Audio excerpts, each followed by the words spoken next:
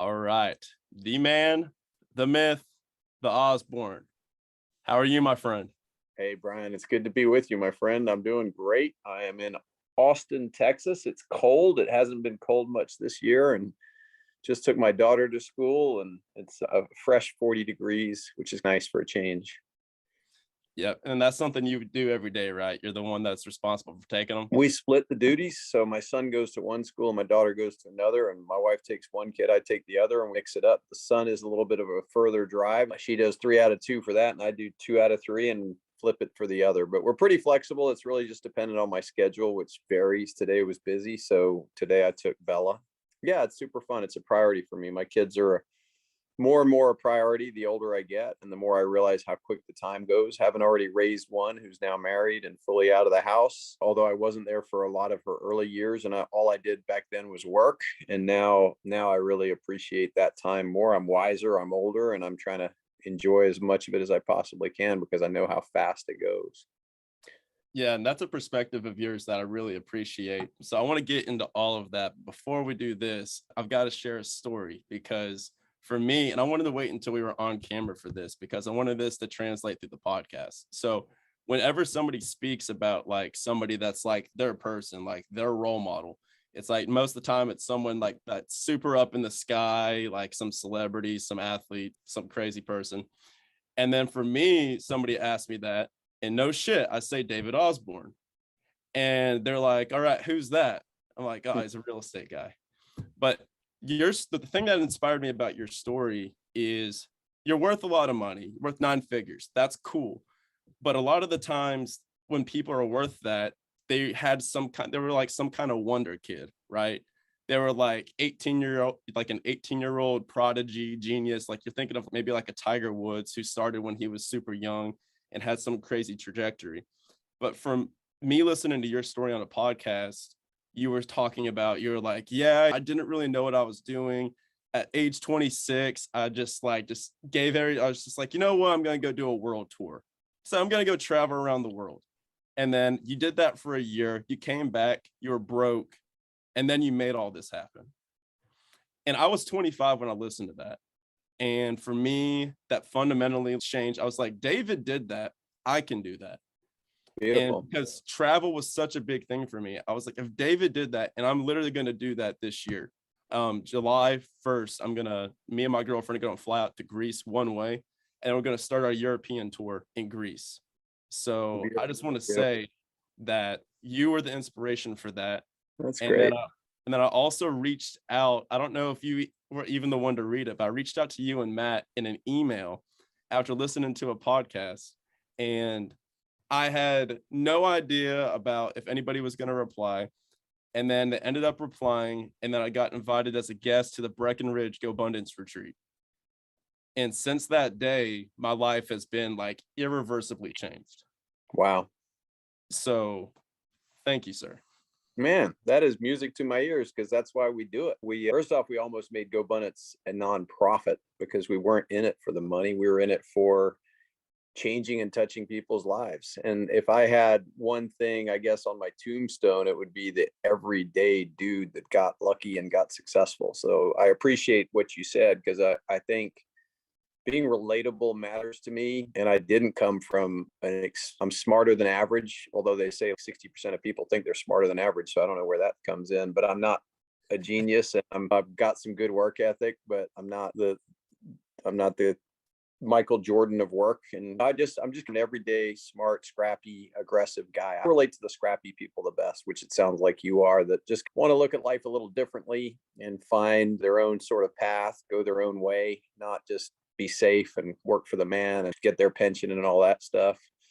Or nowadays, I guess you got to say work for the person. But yeah, it's exciting to hear you say that. And I think the travel is almost the best bit. Like it all leads to one another. So the fact that you're willing to cut loose and go free and hitchhike around Europe will lead to more, I believe, financial freedom and success in the future. And when I hitchhiked around the world, I cut ties with my corporate job because of a bad experience I had there. And I just went and hitchhiked around the world. And that was the beginning of this opening my eyes to what's possible. And I think many people just don't open their eyes. It's not a question of brains. It's not a question of work ethic. It's not a question of luck. It's a question of people not opening their eyes to what's possible. And then when you see it, And you're like, oh my gosh, it's not even that hard to live a different life where you can be financially free. It's not easy, takes time, but it's not hard. It's just got to have your eyes open. Yeah, and be intentional. And it's nowadays there's so much focus on hustle porn and hustle culture that they're almost like, if you're not a millionaire by 25, screw you, you're too late, you're too old, you can't do it. And that's like the prerogative that's being pushed and the narrative that's being pushed by media now. And even the Vaynerchucks are like starting to like of the world, they're starting to retreat from that. Even though Gary is one of the ones that was like pushing it in the beginning, they're all starting to retreat from that. So that's why it was cool to be able to be like, all right, like he did this and I can do this too. And I want to talk about Gobundance, how y'all started that and where you're taking it in the future, because now I'm involved in that. So I'm very excited to hear your perspective on that.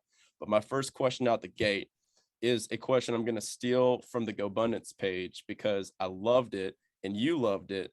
And I was like, I'm saving that one for David. And that question is, what is one goal for 2022 that is so wildly ambitious that it just scares the absolute hell out of you? Yeah, that's a pretty deep question, but I want to pause. I don't want to forget that question, but I want to go back to something you said. The hustle porn people of today are saying how if you're not a millionaire at 25, you're too late. And I met a guy recently from Silicon Valley. I've connected with some billionaires that have moved to Austin and some 9-figure guys. He said in Silicon Valley, if you're not a billionaire by the time you're 40, they figure your life's pretty much over. And so this guy's 42. So here we are thinking in our little world, or these hustle porn guys, if you're not a millionaire at 25, it's too late. But they're both symptoms of the same disease. Sure. And that disease is living your life from the outside in. If you live your life from the outside in, you will never be satisfied. You will never be happy. You will never be free. You will never have joy, because the outside competitive world never ends. And I'm not saying there isn't something to winning and fighting and doing good and relative success. And I think social media has really exacerbated this historic human condition. What other people do should not matter to you. And that guy from 19 to 25 made $1 million, but never hitchhiked around Europe broke. Like hitchhiking, when I went around the world broke, it was a way better experience, more intimate experience with every country I was in than I go now. Now I'm like 4-star hotel, 5-star. I'm in the Ritz-Carlton. I'm getting driven by a chauffeur who meets me at the airport with a little sign that says Osborn. And I'm sure I like it, but it's nothing like getting there, figuring out what bus route to take, hopping on the train, being second class, getting a Eurail pass. Way better, not even close. So all those people that are out there saying you got to be a millionaire or whatever, blah, blah, blah. This idea of living on any comparative basis to any other human being is like the emptiness inside will never be filled. So that's that. I just want to comment on that because it's the same as this billionaire. Take to your little guys that are worth 5 million at 40 or 15 million at 40 because they followed that advice, and go talk to the Silicon Valley guys and they're like, oh, if you're not a billionaire at 40, you're washed up. It's stupid. It's just not spiritual. It's very materialistic, and we all die and we all wash away and we all erode. Okay, so then to your next question, what is a goal? We all die, we all wash away, we all erode. On to the next question. Yeah. Today a peacock, tomorrow a feather duster is one of my favorite quotes. Whenever I feel prideful or arrogant, like today you're a peacock. The world looks at you to think you're pretty, and tomorrow you'll be a feather duster in some old guy's house. Don't get lost in the comparativeness. Just think about this little guy in Rome, like back in the days, like, oh, I'm going to make 1 million sestertii. I think that's what they called their money before my buddy makes sestertii. Who cares now? They're all dead. What matters is like what depth and enrichment did they have in their lifetime? And then maybe what you leave behind through your influence on others. Maybe can you pass a positive pool forward?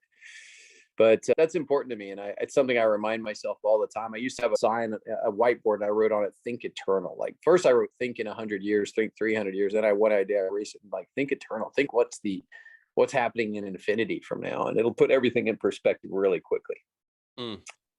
So then the second question you had, sorry, that was pretty deep, is what am I terrified of in 2022? And I do have my goals that I'm a little behind where I'm normally at, but the one that I'm going to do this year, which terrifies me, is I'm going to do some internal work to try to get to some of the source of my drive and my success. And it terrifies me. And it's not what you would expect as an answer. And of course, keep in mind, I'm in my 50s and you're in your 20s, and it shouldn't be an answer your listeners are listening to. But I'm going to do a little bit of therapy, going internal, maybe go do the ayahuasca or do some things like that, and try to really get in touch with that piece of me that chased this external success, which succeeded and won. But there's a lot of vulnerability in that journey. And I don't think you should open up that package too early. But in my lifetime, I don't want to end my life without having looked into that package. So I've already set up several things this year that'll take me internal. One of them is I'm exploring different kinds of therapy that they're allowing you to do now, which are like MDMA therapy or ketamine assisted therapy. And then the ayahuasca would probably be in a different country. Yeah, just to look inside. I've hit all my economic goals. And the thing like we talked about earlier, like riding a bull, like the crazy stuff, climbing Kilimanjaro, hiking I've done a lot of that too. And you should do that. And now I think every journey has a stage. And I think in your 20s, the journey is about like a camel, just throw everything on your back and climb, baby, push, push. And then your 30s, I think your 30s and into your 40s, you're more like a lion. You should be out there tearing it up and just figure you found where you can win. You just go tear into that space. And then in your 40s, you should be kind of reaping a little bit like what you have sown. So you should be just kind of reaping the benefits of what you built. And if you've done all that, then in your 50s, you get to choose what you want to do. And I think in some places, that's where you can do some rebirthing work and re-looking at your priorities. And certainly that's my experience. Like I've done really well and I'm really happy with my life and everything I've done in it. And I want more out of it. And I think the way to get more out of it now is not to go external, but to go internal. So I understand where you're coming from with the being scared part of that and having it be scary, because it's almost like you don't know if the necessary internal drivers are a positive thing or a negative thing. For me, I've gone a little internal, and I think that it stemmed from trying to get my father's attention, but then that was a result of a bad circumstance, but it also yielded something positive. So I understand where you're coming from when you say, hey, don't open Pandora's box a little too early, because I'm afraid of doing that too, because it's almost like, what if I lose my edge? Is that kind of the same thing that you're thinking, or?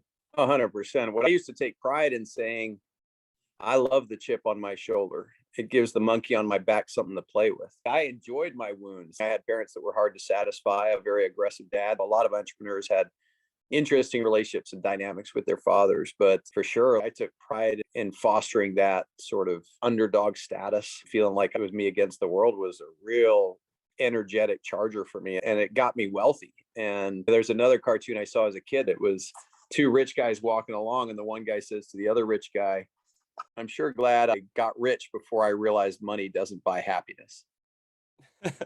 Yeah. Because while money doesn't buy happiness, it really does make everything else easier, even to the point of choosing to go inside and go after some of the stuff I'm going for now. And that all comes from, I can do it because I don't have to worry about wealth or money. Now you could make an argument that not having the money and hitchhiking around the world, you might get that wisdom sooner and that depth quicker. And maybe that's all possible. But from my point of view, using my slightly messed up parts, my kind of my chip on my shoulder to get where I wanted to go was really good rocket fuel for me over and over again. Why not me? Why can't I have this? What would it take? You just screw them for not believing in me, just thinking people were dissing me that probably weren't. So I could be like, oh, F that guy. I'm going to go show him. You know what I mean? So I like that. I like that little underdog status. It was very effective for me and very useful. Are you familiar with Val Ravikant? Love the Almanac of Ravikant. I listened to it a couple of times. That's a great little compendiary of summary of wisdom. Yeah. Why? What do you remember specifically from that? He mentioned, I believe it was on a Rogan podcast or Tim Ferriss. He said, he was like, my goal is to get everyone fit, healthy, and wealthy, for them to realize that none of that is the answer to happiness. But if we can get everyone fit and we can give everyone their health and we can give everyone wealth, then they can actually be able to be free enough and unburdened enough from the stresses of normal everyday life to be able to pursue actual intrinsic internal happiness. Beautiful. So it hits exactly what you just said. So yeah, one of the things I'm trying to borrow from him actually is from the book. I haven't gotten there yet, but he said, I make my health my number one priority. And what he said is, And the way I read that, and I mean, is that he won't do anything. He wouldn't do this podcast with you until he'd worked out. That makes Mm, sense. Now, maybe he'd drive his kids to school. I don't know on that. Maybe he has a chauffeur, but the way I read it is, yeah, I do my health workout first. Now I'm good at working out. I'm good at it. I worked out 220 times last year. So my goal was 240. That's 5 a week. But him saying it with that level of commitment, I thought, wow, that would be like almost a 360 right there. What if you just said, hey, before I do anything today, my rule is I must either meditate, yoga, something to deal with your health, because I do believe the health aspect is something underplayed. When I talked to Richard Branson, I said, what's the number one thing you tell people to do to be successful? And his answer was exercise. It's hard enough winning with some clarity inside your body. And when it starts getting foggy or burdened, it makes it that much harder. Wellness is the crown the healthy man wears that only the sick man sees. And when you get sick, you're like, yeah, it's a good one. It's not mine. And when you're sick, you're like, oh my God, what would I do to be healthy? Like when you're healthy, you're like, oh, I'm going to do this. I'm going to do that. Life's amazing. I'm going to go do this. And there's such a shift there. Like it's crazy. I think this is a perfect segue into the formation of Gobundance. I speak on Gobundance a lot on this podcast, and the vast majority of the people that come on here are Gobundance, and you're one of the founders of Gobundance. So can you talk a little bit, as we're talking about the tribe for healthy, wealthy, generous men who choose to lead epic lives? So can you speak a little bit about the formation of that and how that came to be, and where you see the vision of this moving forward? Because I'm now directly involved with your organization and growth. So I want to hear about how you began that and then where you see this moving in the future. Gobundance is such a blessing and such a gift to me and to many people. When I was setting my goals as a young man, I used to just set number of calls, amount of money I'd make, blah, blah, blah, blah, blah, all these things, workouts, things like that. And then after about 10 years, I found my first set of goals from the other day. The first really focused ones I did was like 1996. It was pretty cool. But about 10 years into that journey, I realized, oh, I've got to add environment tribe to my goals. Who am I going to hang out with? What environment am I going to put myself in? And really, I was luckily in a pretty driven environment. I was in real estate, and I joined some masterminds with a bunch of top producing real estate agents. So that was just kind of luck. I just wanted to know what they knew. So I would go pay for these masterminds. And then I would pick up their mannerisms, their energy. Like I'm very young. I'm 27, by the way. So not compared to those guys, the hustle porn guys, but I'm 27, 28, 29, and I'm around these people and I'm picking up their intensity and their focus and their intentionality. And as I look back on it later, I'm really thinking your environment tribe is more important than anything. I think it's probably the number one thing of who you hang out with. Because even when so originally I was in a mastermind and the guy said, hey, pick someone out of the room. It was like 97. And I saw this guy across the room. He looked to be about my age. So I gave him the man nod. He gave me the man nod. It's like love at first sight. We were the only young ones in the group. Young, we were like 20, 30, probably right around our 30s. Pat. That was Pat Hyben. And he said, you're going to be that guy's accountability coach. He's going to be your accountability coach, and your fee to each other is the other's time. And that was a very successful real estate agent at that time. I was up and coming. I just started opening franchises for Keller Williams, and they weren't profitable, and I wasn't wealthy. I was engaged and deep in the game. And that relationship has become, outside of my wife, Pat's intimate relationship in my growth as a human, was phenomenal. Like just him holding me accountable, me holding him accountable. And the fact that I had another set of eyes on my life and I gave him a set of eyes on his life. And then in 2004, we added Tim, and we had this transparency, authenticity, accountability vibe around our relationship. And the thing that bothers me a little with the hostile porn guys, you never really know the way these talk, if they are actually successful. And if they are successful, you don't actually know how they are with their spouses in their lives or their children in their lives. You don't get the whole picture, because there's no point in being a billionaire and then having effed up kids or a shitty relationship with your wife. I don't want just the external goals. I want the internal goals. I want the health. I want the relationships. I want the contribution. I want to make a difference. I want the experiences. The money is just one of the many metrics. And so you'll find that you get that through being around and exposed to the right people. And so we created that. It was me and Pat and Tim for years. We would share tax returns. We stopped going to as many like masterminds and started just having our own mastermind. And then we started doing adventure trips around our masterminds. And then we reached a point where we were just tired of each other's stories. And we were like, hey, let's just open this up to other people. And we invited 11 people to my house in Steamboat, I think in 2011 or so. It might have been 2012.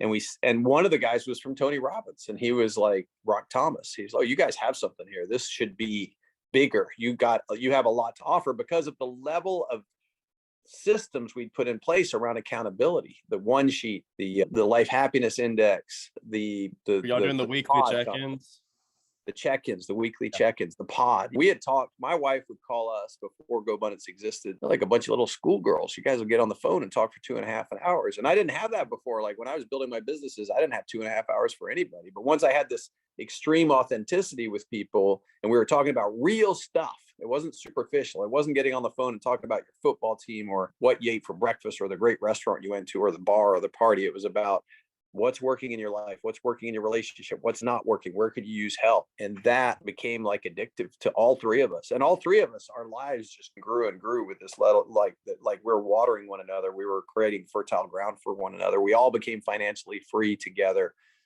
They both retired. I kept working. I saw them both step back and enjoy lives. And when we first met, me and Pat, all we competed on was the number of hours worked. How many hours in a day could we work? That was our start. Who's the best hustle porn? That's where we started. And then we learned actually the hours you work doesn't matter. It's the quality of your hours. We learned this concept, dollar productive hours. So how many really intensely productive hours could you work and then delegate the rest or not do the rest? So then we found that actually in 5 really good hours, you get more done than in 16 hours of just blindly hustling. But sometimes you have to do the 16 hours a day for 10 years to figure that out. What is the most important stuff? And then we started competing on the number of days we could take off. We switched completely. And then how can we make the most amount of checks every month in our mailbox? Like how could we have the most income from assets we owned? Because there's not a single person on the billionaire list and Forbes billionaire list that doesn't have $1 billion worth of assets. And everyone thinks the income game is the game to play, but it's actually the net worth game that matters way more than the income game. And so all of these were evolutions we went through. And then we started having the bucket list adventures and the age defying health. And we were all married and we wanted to be good dads and good husbands. So that's how that became the pillars of Gobundance. And then we opened it up and it went 11, 22. We seriously were like, maybe we'll make this a nonprofit. But when we looked into all that, it was like too complicated. And then it went 40, 80, 160, like it's almost doubled every year. And people have just had their lives changed. And it's been amazing. And I've met some of my best friends in the world. I've done business with a dozen GoPros, made millions of dollars from my deals I've done with guys in Gobundance. Way more than I made from the business. Isn't that crazy? I was Cushman yesterday. Yeah, Cushman's a great one. Cushman and I did a deal with Cushman. Cushman, I put 800 in an apartment complex. It's probably worth 2 points. It's probably worth 2 at least. That 800's gone up to 2. In 15 months, the home run. Cushman's been really great for us. And then others like Aaron and Buchesteak and I own 4 businesses together. Camille and I are doing business together. I've had a couple losses too, but you just got to really pay attention to who you're in business with and figure out what's what. Exactly. And then, so you bring Chris in and I've actually got, so it's funny that you say all these names. I've got Aaron next Tuesday. I've got Chris on Saturday. Oh, that's cool. Yeah. So you bring Chris in and now he came from Tiger 21. I know that's another one that you were associated with. And so what is your vision? Because I actually haven't heard it from you. I've heard Chris's side intimately. So I'd be curious to hear your side about like where you see this going, because now we just crossed 600 members and we are growing and we're growing. So it's very interesting to grow and then also keep that same level of quality as you grow.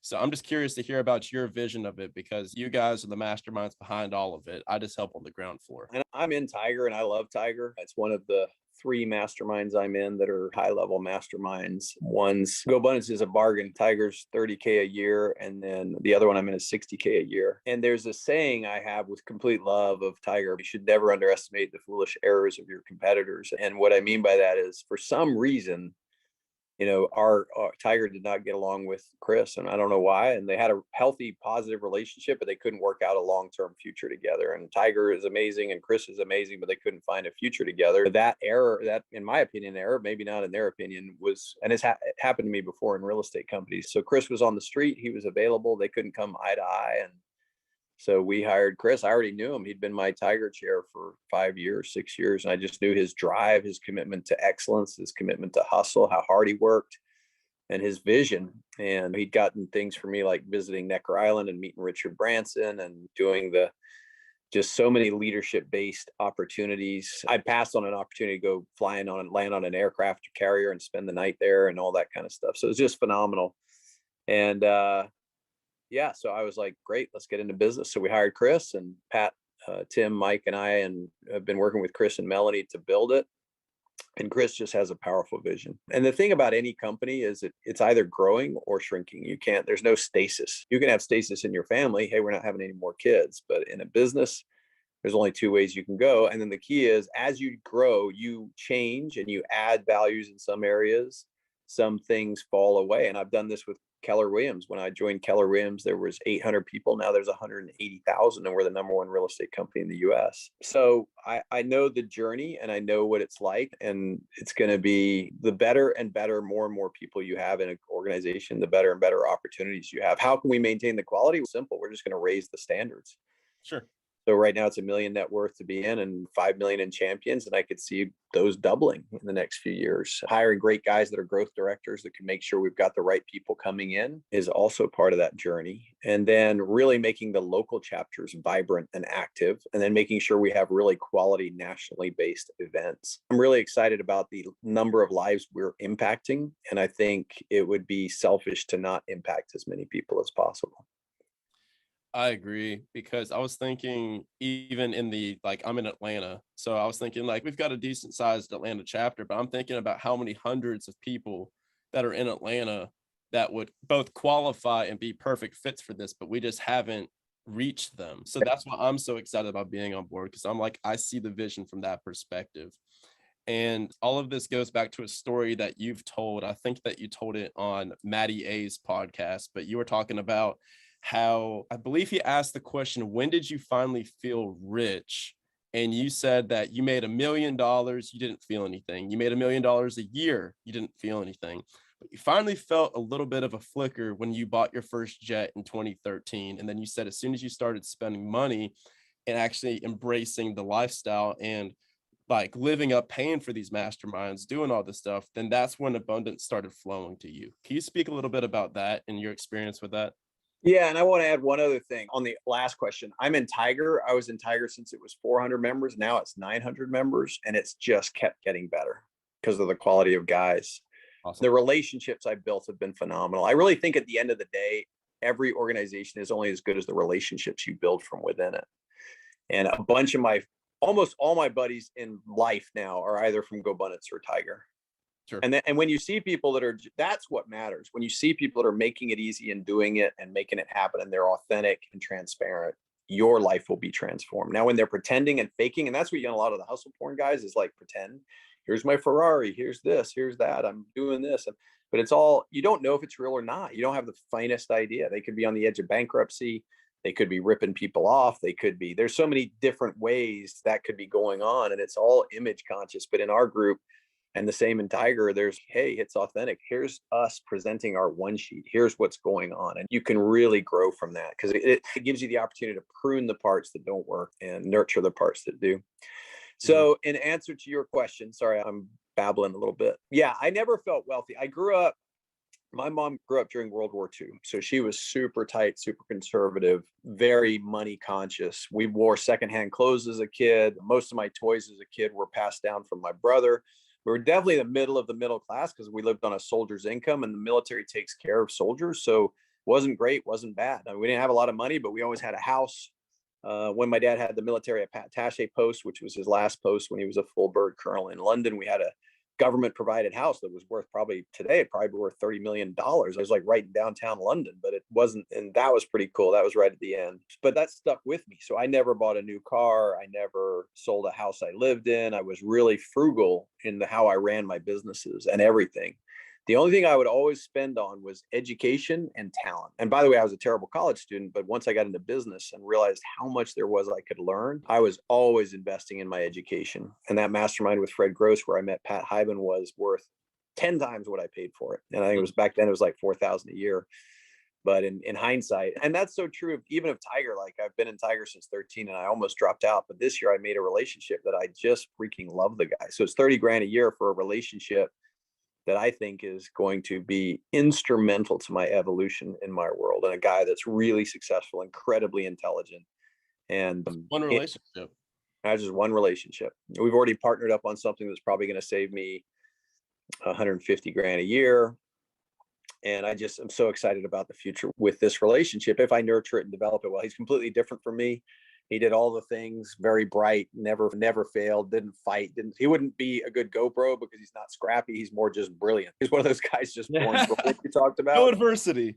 Yeah. He had some health adversity and some other adversity, but he just was born smarter than everybody. It's very clear. And it was an athlete and everything else, but I just really am proud of that relationship. So I'm hoping that'll last for a long time. Yeah. For me, like all that scrappiness and that saving money and that being cautious. And then we had the downturn of 06, 7, 8, I guess 9. And my income was cratering and my expenses were all staying the same. And I had some money then. So I was starting to feel rich in 06 when it was just booming and it was climbing and I was making more and more money. I was going up 30% a year and I ran that out 10 years. I'm like, oh my God, at 30% appreciation a year on all these businesses I own, I'll be making 25 million bucks a year. So that was 06. And then the crash happened. I was like, oh, and then my income cratered and my profits went down like 60, 70%. My overhead stayed the same. It went down a little. So I definitely didn't feel rich in 09, 10, and 11. But then I started investing some in 9, invested a little more in 10, invested a lot in 11. I went all in 2011, 2012. And then the market popped up, like we all know, like it did this V-shaped recovery. I was expecting a long, slow recovery, but it went V. And when it went up, because I deposited like 13, 14, I guess it started going crazy. But I bought a bunch of stuff in 9, 10, 11, 12. And then when it came back, all my old stuff came back. So all these businesses that had 60% loss in revenue or profits that were way down, they came back. And then all this new investments that I'd made come back too. And I made a lot of those investments, frankly, because of Gobundance and because of my GoBros, because of Pat and Tim. Because we were all having these conversations constantly. What do you think's going on? What's happening with the economy? When's it good? And we were all like around 9, we should go buy something, tiptoe into the market, even though back then, if you remember 09, unless you're brand new, which you are, it was still scary. We still weren't certain if all the banks were going to fail or what was going to happen. And then 2010, it got a little better. And then 2011, and then we were all like, oh, we should be buying stuff right now in 2011, 2012. To me, that was the biggest buying opportunity ever in my life.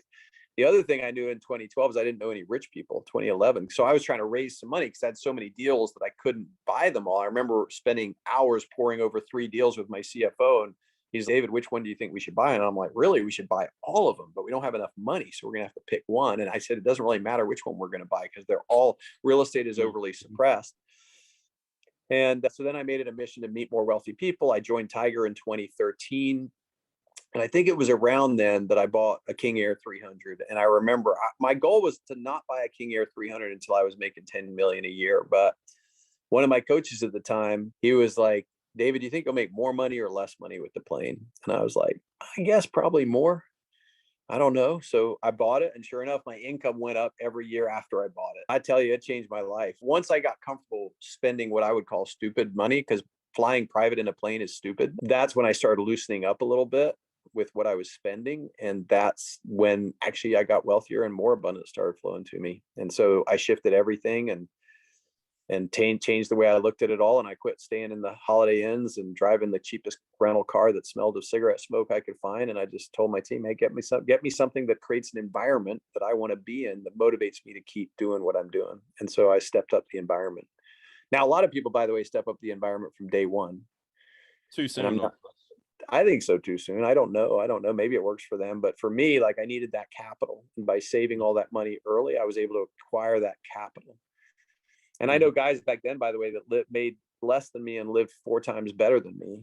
And I'm way ahead of pretty much all of those guys that live bigger. But there's some point where if you're living small and you're wealthy, you're stupid then too, because to me, maybe not, unless you're like saving up and giving it all to help the world, which is also a beautiful thing but ultimately living like you're poor so you can get rich makes sense. Living like you're poor when you're rich didn't make sense to me. So I loosened up on all of that.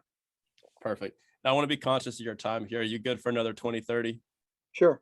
Okay, perfect. So two other main points I want to take you on. One of them is I'm curious to know about the wealth jumps and which ones that you found the most challenging.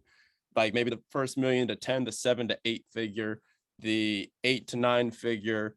Now, as I'm hearing, it's as you've got this built, it becomes a little bit easier. But I know that you're pursuing the billion. I'm just curious about what part of the journey that you found the most friction on, and if there was some tangible advice that you can give, because I remember speaking with Daniel Ramsey. So he's another go bro. And he was saying, he was like, a lot of people, he's once you get to a certain point, it's just an issue of scale and hiring the right people. So that was some of the tangible advice that he was able to give. So I was just curious from your experience about where the most friction was associated, and then what were the levers that you pulled to be able to alleviate that? Yeah, I think definitely the first million is by far the hardest. Usually because you don't think the right way you need to think in order to be successful. Hmm. So you literally have to break down and rebuild. Gary Keller was a huge influence in me back then. Gary said something many times over. He said, leaders teach other people how to think. So at the beginning, I just hustled as hard as I could. I picked up information. I was lucky enough to realize that I wanted to own assets early. So I bought my first rental property when I had 20 grand to my name. I bought my first franchise in 1997. I always knew I wanted to work on owning businesses young. You got to either own assets or businesses. And then when I launched all those businesses, 97-ish, and took over some, it was hard, man. That was super hard. Like I'm buying a franchise. I have to make them make money through other people. I don't realize that at the time. So I'm doing it myself. I'm just working as hard as I possibly could. And I'm at about 31. I just had almost like a identity crisis. I got shingles from stress. I was trying to meditate. I was working. That's when I first met Pat. I was working as many hours a day as I could, 16, 14 hours a day. Some people can do 20 hours a day. I didn't have that kind of engine. I had a good engine, above average engine. I was able to work 60 to 80 hours a week. That's a lot. I know there are people that work 100 hours and think that's chump change, and I get it. Maybe to those people it is, but if you're working 70 hours, that's 10 hours a day, 7 days a week. So I was working as hard as I could, but I was trying to do everything myself, and I wasn't learning to work through people. And so then I had that kind of breakdown, and then I had a breakthrough, like you often do. And I got a lot of good advice. And one of my best pieces of advice, write down the 7 most important things you got to do every day and do the top 3. I think before that, I didn't really prioritize real well. So I'd have a list of 100 things. I'd start at 1 and work my way to 100. Once I learned that, I was like, oh, okay, what's the 5 most important things I got to do? Let's try to get 2 of those done. Like start with the hardest, most important thing, the thing that scares you the most, whether it's calling that client that's annoying or taking an hour to prospect, whatever gets you the biggest result is exactly where you have to put your energy. The truth is the experience of it is fucking hard, man. It's hard to make yourself every day do that hard thing. And still today, I'm automatic now. I'm a productivity monster. But there are still times where I'm like, oh, I got to call that guy. And I really don't want to call him because there's going to be a conflict. I'll put it off till tomorrow. And it still happens. Now I'm 90%, I'm 1,000% better than I was. 90% of the time I do the thing that needs to be done. But there's still days where I'm like, oh God, that one thing, I don't want to do that. And that's to let everyone listening know that if you're wavering or having doubts, back in the day, I probably only did it 10% of the time. Like when I started, I'd be like, oh, I got to call that client that's angry at me. I'm too chicken shit. I'll wait till tomorrow. But what happens sometimes if you never call them back, they figure it out by themselves. But I built that muscle up. I built that productivity muscle up. I built the doing the right thing habit first that needed to be done. And that's what changed my life. So I think the mindset shift came first and the money followed. And that's why it's so hard. Because when you're young, one of the things you built yourself on is bravado and pride and capability and self-confidence, even though it's got fake self-confidence. But you have to be willing to break that down and let in the room for the new wisdom and new knowledge to really push forward. And then the second piece was my favorite quote is, I do it, we do it, they do it. That's like the evolution of business. If you want to get really big, it's always they do it. There's a huge army of people fulfilling their dreams through the economic organization you've created. And so I do it as working as hard as you could, just like I was in 97, 98, 99 and did for 10 years. We do it. Often people mistake that. So we do it for them might be actually, it's an I do it where I've got 3 extra people following me, making me able to do more. That's a small W, we do it. A big W, we do it is when you start having a team of people that are really capable and driven and capable on their own. And then when you're super successful, you get to they do it. And that's where Chris is really running Gobundance. In my real estate company, Smokey Garrett is the partner that drives that. My partnerships with Aaron and Machistegi, Aaron drives that. Matt King drives a bunch of things for me. That's where it becomes they do it. And you're more like on the board of directors. And that gives you massive scalability. Once you reach that point, you become addicted to finding talent. So as my life transformed and changed from doing everything, it boiled down to three things: finding talent, finding deals, and creating a vision. So those are the three things that I became like, that's my dollar productive activity. That's where David Osborn gets the biggest bang, creating a vision that's big enough for people to fit into so that I can attract talent, finding opportunities for these talent, and then recruiting great talent. And today I'm trying to get out to where even my team does all of that. So as much of that as possible. But I had an amazing coffee yesterday with a woman for 2 hours who's super talented, incredible. I'd love to have her in my world. And she's at a job and she makes $500,000 a year. She's no nonsense. She's incredibly capable. So that's an example of the kind of talent I spend with now. Whereas when I was beginning, I remember spending hours with people that had never sold a single house because I needed them to join my company so I could hopefully pay the bills and break even. Yeah. So that's the evolution. I, they, we, they. And yeah, that was then once I'd planted the trees. And one of the coaching I have again in Wealth Can't Wait is plant trees, manage orchards. And so like my single rental property was a tree. My first franchise was a tree. My distressed debt business was a tree. Like each Gobundance you could look at as a tree. Planting a tree is a lot of work. You got to dig a hole in the ground. You got to plant the seed. You got to cover it up with fertile soil. You got to make sure it gets just enough water, just enough sunlight to grow to where it can stand on its own. At any moment during the early growth of that tree, a storm can wipe it out. Like difficult times, a crash in the economy can wipe it out. A bad tenant can harm a property. But once it gets to a certain level of strength, you have a fruit-bearing tree.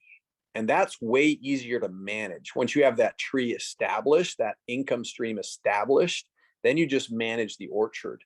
And when you get to a point where you're like me, where you have enough assets, so now I have a really big orchard.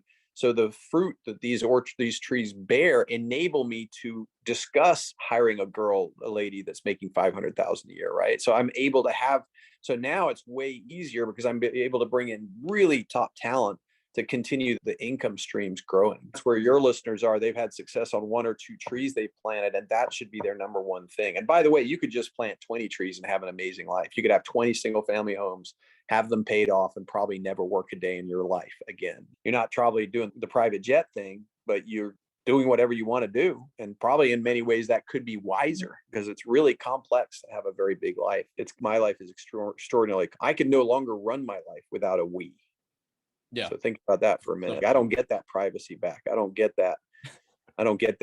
Oh, I'm just going to be me and my family thing anymore because it's too complicated.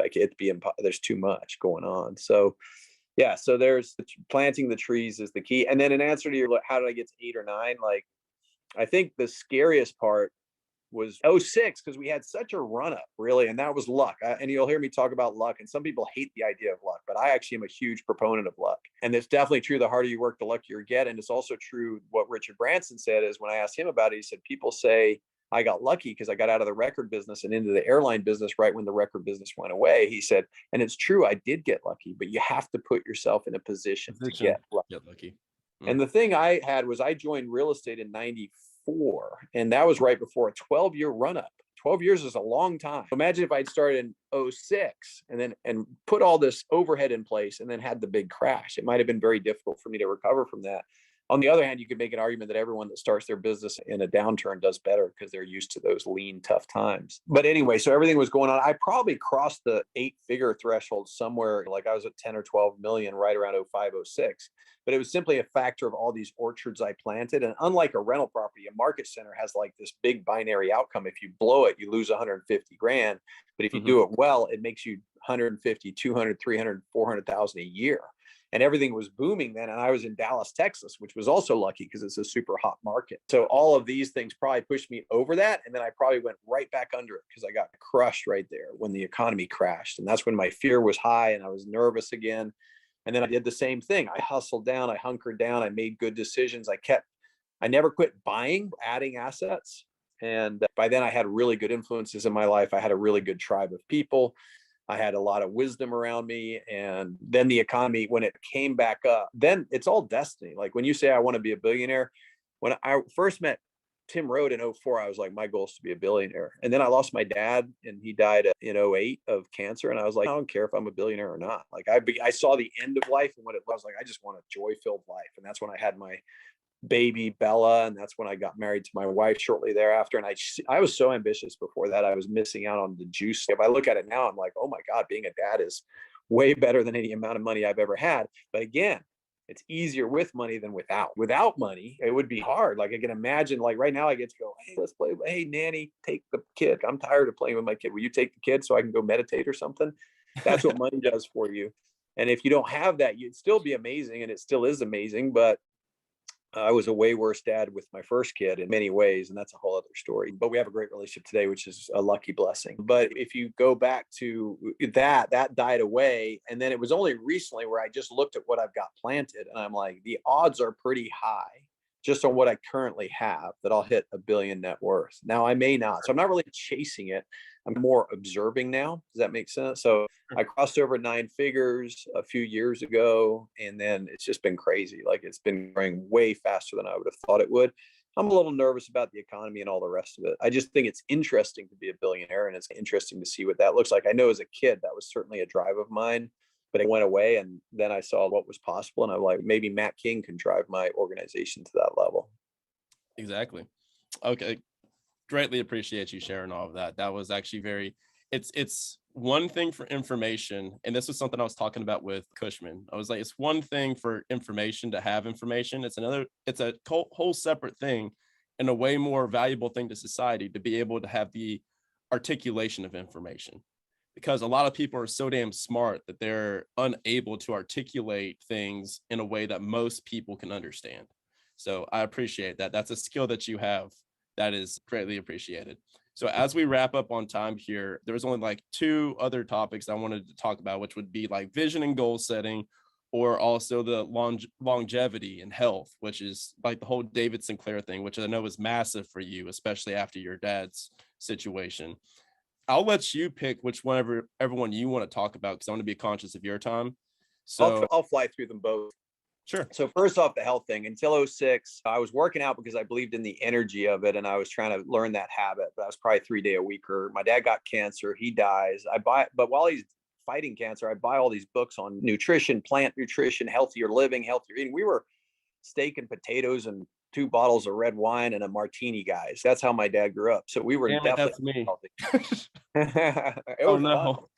My wife and I were dating. We drink a glass of wine, 2 glasses of wine every single night. We were just partiers, and it was fun, and I enjoyed it. And it was a bit of a release too from all the work. But now I'm 30. What am I? Almost 40 when dad gets cancer and is dying. And I'm reading these books, and I'm like, I couldn't get dad to do any of it, but I just started adopting it for my life. I bought a juicer. I started juicing, and that really began the journey of taking that same super information acquisitive brain that I developed through business. Maybe I had it as a kid too, but it never went into schoolwork. I can tell you that, but it went into business. I'd had some success. So I took that same thing into health. And that led to me going from 165 pounds down to 151 today.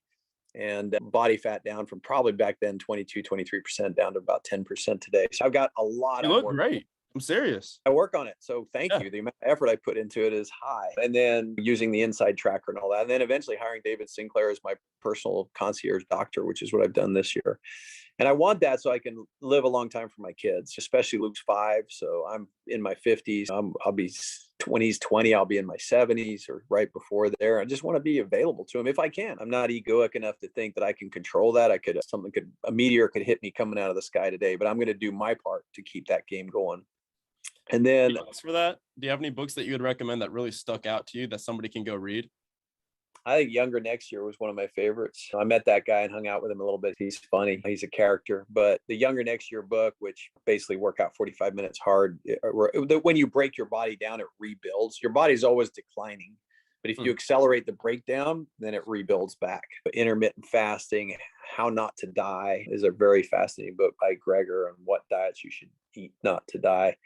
There's probably a whole bunch of them. I read a lot of books. It's hard to cut through the fluff with a lot of them though, because this is such a sexy subject now that it's almost overwhelming. So you're like, there's so many different angles to go on that it's like, for me, I'm 27. So I'm like, okay, which avenue should I go down now? Because I am young, but I can have an even better impact. I can try to keep this stuff from happening beforehand. But I'm like, which damn thing do I follow? Yeah, I think Inside Tracker, David Sinclair just launched a podcast. Yep. I posted that in the Gobundance page. Yeah. Oh yeah, you did. Because you posted it yesterday, I went and listened to the first one yesterday. It was awesome. It was very good. I already know a lot of it because I've talked to him. I think Inside Tracker is a good place to start too. That's the blood work thing. It's a great time to be interested in it because there's so much. But ultimately it's like this: eat less, eat more veggies, eat less meat. Although some guys will argue with and I love meat too. Eat, drink less, sleep well, exercise consistently. And it's more, I think, aerobic. It doesn't matter how intense it is. It's just really aerobic matters to get your heart rate up. That's the basics. If you do that, you're well ahead of it. And then there's a lot out there. People get really lost in the detail, but I don't think any of that matters. You could make an argument. Some people love paleo, but that doesn't fit me real good right now. So I'm paying attention to that too.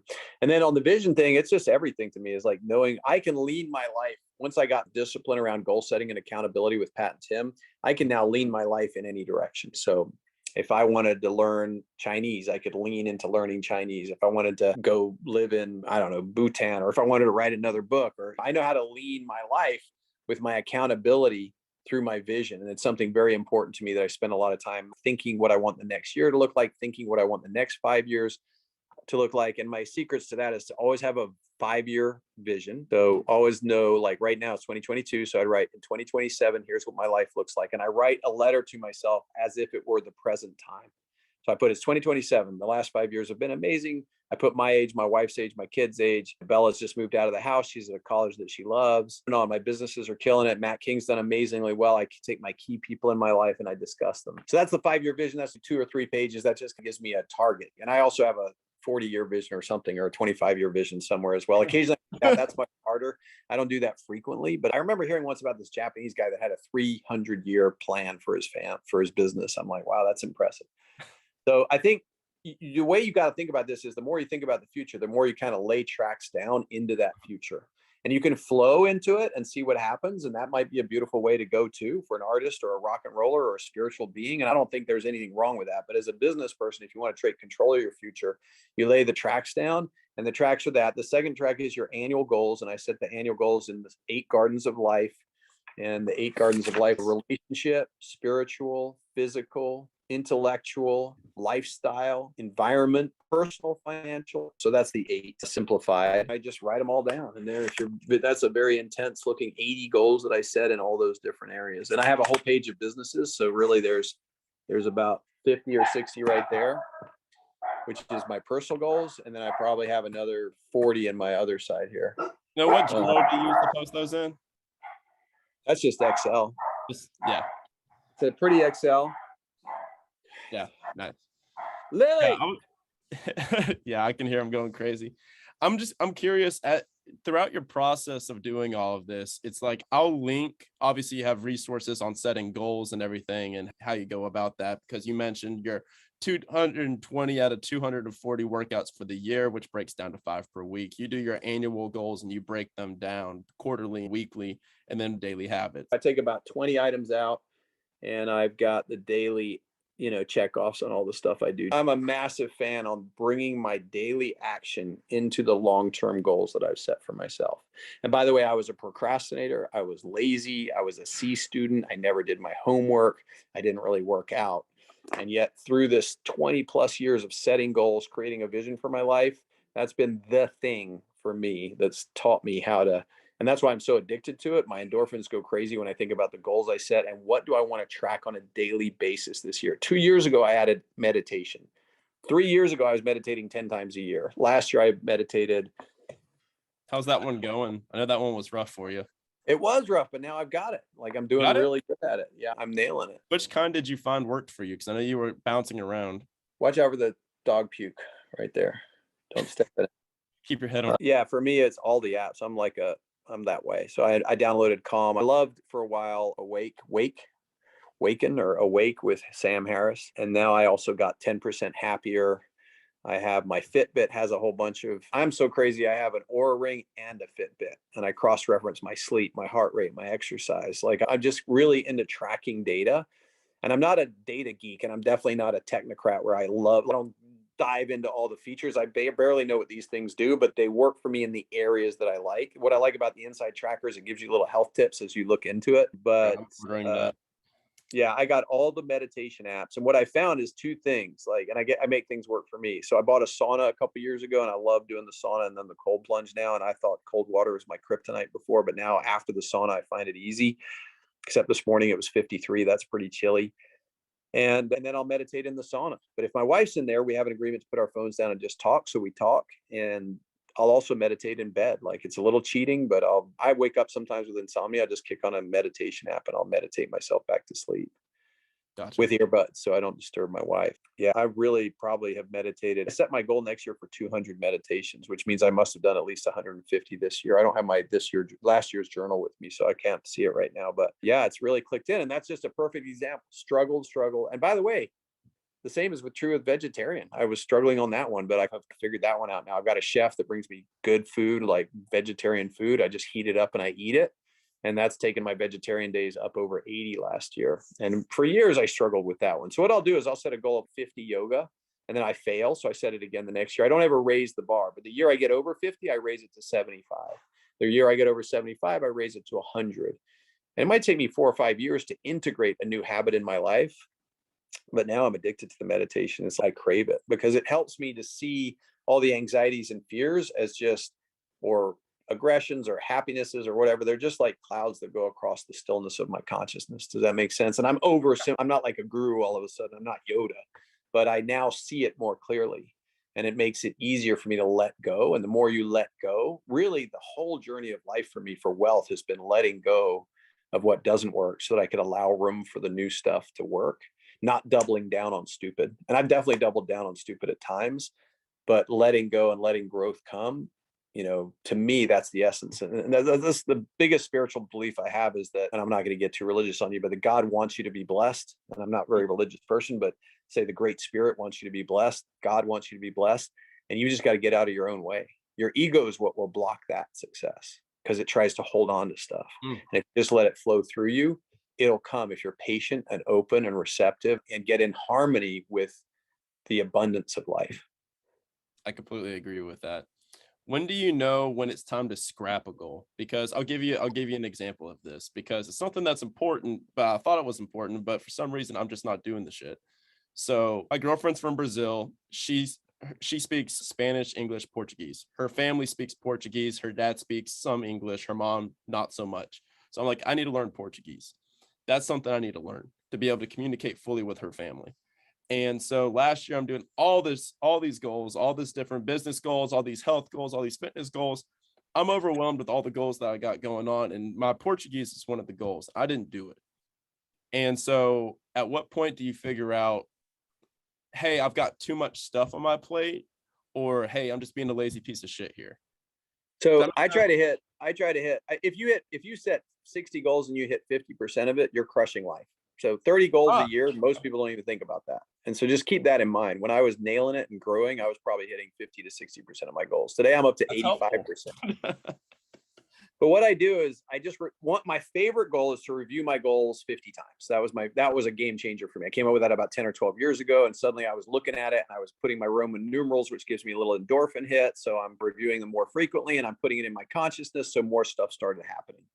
I upped it to 100, but 100 is a little too many. This year I backed it down to 80 because like you start doing it without really paying attention to it. So 80 times to review my goals. And when I'm looking at something, Brian, and it's not happening and it's on my goal sheet and I feel I'm like checking in, am I a full body yes for this? And a lot of times it's still yes. But at some point I'm like, I'm really not. Like I was learning guitar with my daughter and we were into it and I was excited about it. I talked about it on podcasts. Yeah. She kind of lost interest. She backed away. So when she did that, I tried to keep it going for a little. I was like, she's not a whole body yes. I'm not a whole body yes. I'm just taking guitar off for now. I'm not saying it's dead, but it's just not on there for now.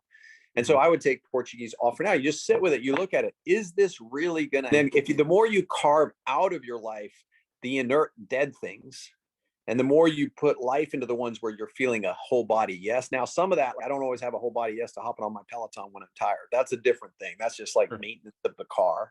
But I'm talking about the driven, spiritual, transformative goals. If you're not a whole body yes after 6 months into the year, I would just cross it out or leave it on and deal with a little bit of a pain of failure and try it again next year, because I'm still failing 50% of the time. So I'm really in tune with that. Is I really just ask myself, is this something you want to do, or is this something you think you want to do? There's a big difference. Like, my brain might think a lot of things. How cool would it be to talk to my dad in Portuguese when I'm married? But the reality is, oh, do I really want to do that? Or just, is there some other place I want to go? And then I'll take it off for a year. And if it's still rattling around in my brain, I'll probably try to find something more extreme. I've been thinking of really getting better at Spanish. My son's fluent. My wife and I don't speak it. I speak it some. And then my daughter had it for a while, but it's gone. That's Bella. So if I've thought about just doing an immersion, I might take our entire family to one of those. I did German in 2 months. I did a 2-month immersion at the Goethe Institute in Germany, and I got a pretty decent amount of German. Like, I can fumble around in German now. So go to a Portuguese immersion.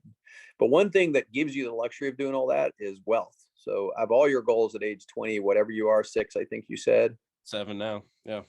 Yeah, the wealth, man. That's the thing, that every day that you don't plant those trees, they're one day further away from bearing fruit.